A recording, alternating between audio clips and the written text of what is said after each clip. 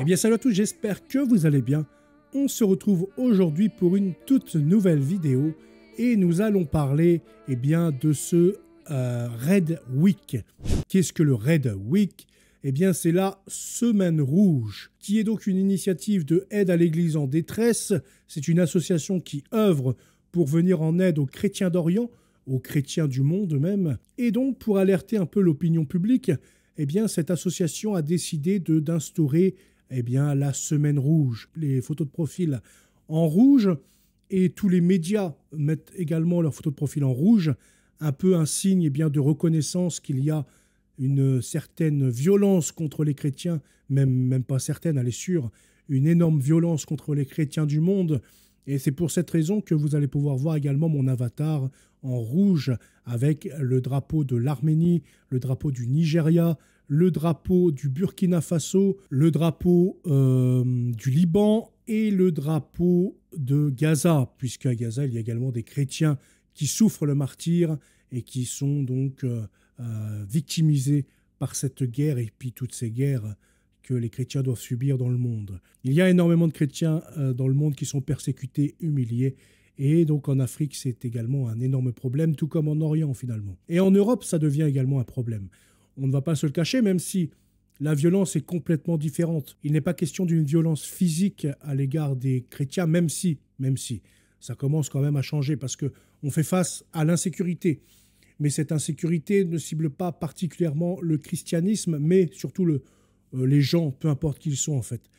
Mais il y a quand même donc une persécution sur nous de l'ordre psychologique, moral, intellectuel et judiciaire. Parce que nous n'avons pas le droit de proclamer nos dogmes, sous couvert de respect de l'autre, parce que voilà, quand on parle d'homosexualité, d'avortement, de mariage pour tous, de PMA, GPA, la société s'enflamme et il faut absolument nous faire taire. Donc c'est dans ce sens qu'il y a également une persécution.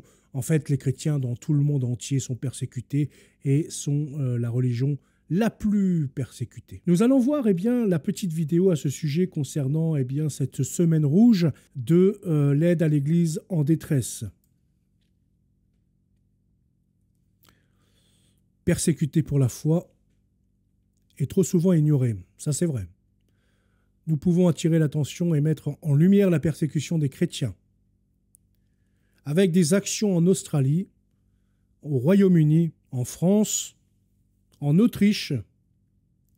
Donc c'est ça aussi que j'ai oublié de dire, c'est qu'en fait, c'est un appel au fait que toutes les églises s'illuminent de rouge pour montrer cette violence contre les chrétiens.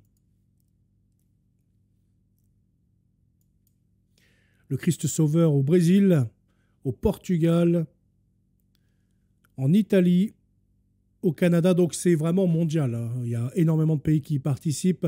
Donc s'il y a des prêtres qui écoutent cette vidéo, n'hésitez pas également à illuminer votre église de rouge, montrer votre soutien déjà aux chrétiens persécutés. Et partout dans le monde. Ne fermons plus les yeux sur la persécution. Et c'est vrai que nous fermons les yeux. Nous, pas forcément nous, mais je veux dire notre société, elle ferme les yeux parce que ça concerne des chrétiens. Ils peuvent s'indigner et faire tout un scandale, par exemple pour un petit peuple, ce qui est tout à fait normal. Chaque peuple doit être protégé, je veux dire. Mais par exemple sur des massacres commis contre des chrétiens, par exemple au Nigeria, on peut voir, c'est le silence radio. Personne s'en plaint, personne ne dit rien, personne s'indigne. Ou alors en Arménie, par exemple.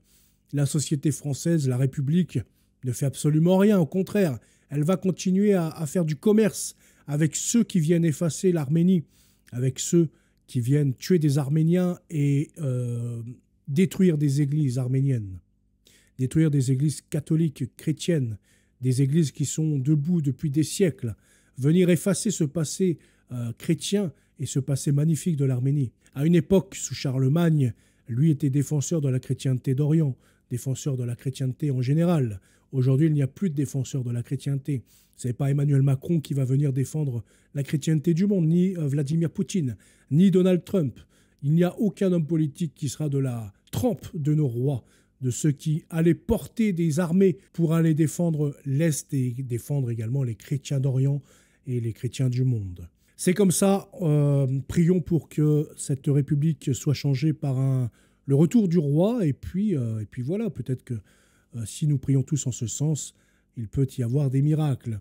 De toute façon, on voit que la République est quand même en fin de vie. Elle est de plus en plus sur la défensive, elle est de plus en plus repliée sur elle-même. On sent qu'elle vit ses derniers instants. En tout cas, nous allons lire l'article de Famille chrétienne au sujet de cette Red Week. Une semaine pour alerter sur les persécutions des chrétiens. Afin d'avertir l'opinion publique de l'augmentation du nombre de chrétiens persécutés, l'aide à l'Église en détresse AED organise donc la Semaine rouge. Pendant quelques jours, plusieurs édifices seront illuminés en rouge, couleur du martyr.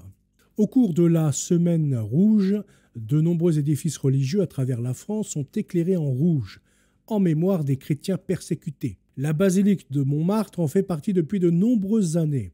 Une couleur qui interpelle.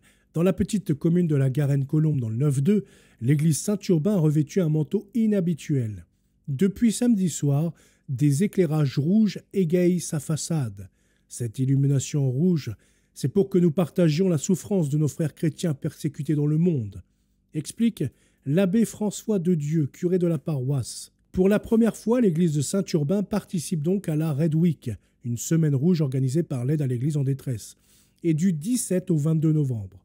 L'objectif donc, c'est d'alerter sur les persécutions des chrétiens pendant cette semaine. Plusieurs donc édifices seront éclairés, etc. Près de 360 millions de chrétiens persécutés. La Semaine rouge a été initiée en 2015 à partir du Christ de Rio illuminé en soutien aux chrétiens irakiens persécutés par Daesh, raconte Nathalie Chambon, responsable événementielle auprès de l'AED. Depuis, la semaine est devenue internationale. Pour l'édition 2024, 21 pays ont rejoint la Red Week. L'Espagne éclaire sa Sagrada Familia, l'Italie son Colisée, le Royaume-Uni son Parlement. Nous voulons que les Français ouvrent les yeux sur les persécutions, réenchérit Nathalie Chambon. Les chrétiens nous demandent d'être leur porte-parole. C'est notre devoir de prier pour eux et de les soutenir. Et de continuer, prenons exemple sur leur foi édifiante. Cela peut nous réveiller, nous qui en Occident sommes habitués à vivre notre foi de façon peut-être passive. Burkina Faso, Nigeria, Pakistan, au total, près de 360 millions de chrétiens ne peuvent pas vivre librement leur foi. Un chiffre malheureusement en forte augmentation, selon le dernier rapport publié par l'AED le 22 octobre dernier. Les gens ne savent pas que tel évêque est expulsé de son pays pour partir vers le Guatemala, que tel prêtre a été tué dans son église, que telle communauté a subi une attaque dans son pays. Acquiesce l'abbé de Dieu. Ces réalités ne sont pas transmises par nos médias d'une manière générale, et on peut vivre parfois dans l'illusion que tout va bien. C'est ça l'énorme problème, c'est l'illusion que tout va bien. C'est pour ça également que je participe à mon petit niveau à démontrer et à montrer que rien ne va en France ou en Occident, par l'attaque de toutes nos églises, de notre patrimoine, de nos statuts, et de tout un tas de choses que les catholiques chrétiens subissent aujourd'hui en France. Donc en montrant ça, eh bien, ça permet de montrer aux Français qu'ils ne sont pas chez les bisounourslandes. Il y a une véritable guerre qui est menée ici-bas, une guerre spirituelle et une guerre contre les forces du mal. La nuit des témoins, un rendez-vous à ne pas manquer. Il y a tout juste un mois, l'État islamique a pris pour cible la ville de Mani, un village chrétien au Burkina Faso. C'est près de 300 personnes qui ont été tuées par des djihadistes, fusillées ou brûlées vives dans le plus grand silence médiatique. D'ailleurs, vous allez pouvoir retrouver la vidéo à ce sujet, j'en ai fait une. Ces persécutions sont dues à l'augmentation du radicalisme islamiste, mais aussi à la multiplication des régimes dictatoriaux et à l'exacerbation de la violence, décrypte le spécialiste de l'AED. Pour rendre donc hommage à ces chrétiens qui meurent en martyrs, l'AED organise dans 5 villes de France la nuit des témoins, des veillées de prière dédiées aux chrétiens persécutés avec des invités exceptionnels. Soyons nombreux pour venir dire aux chrétiens persécutés dans le monde que nous ne les oublions pas et que nous les portons dans nos prières. S'enthousiasme donc le directeur de l'AED, Benoît de Blancpré, un rendez-vous à ne pas manquer. Donc je vous invite à aller voir sur le site de l'AED pour voir où sont ces lieux de prière. Et de toute façon, n'hésitez pas à prier votre chapelet de votre côté, de faire des sacrifices pour les chrétiens d'Orient, par exemple durant ce vendredi et votre abstinence ou un jeûne intégral, de l'offrir pour la persécution et des chrétiens d'Orient et du monde entier d'ailleurs, pas que d'Orient. Et prier aussi dans le sens que cette république ou alors ce président ou je ne sais quoi, eh bien, soit remplacé par quelque chose qui sera à la hauteur, qui protégera l'Église en France et dans le monde, qui n'hésitera pas à user de tout son pouvoir, de toute sa force militaire pour rétablir un semblant de paix dans le monde. En tout cas, voilà pour cette vidéo. J'espère qu'elle vous aura plu. Je vous souhaite une très bonne soirée. À bientôt. Salut.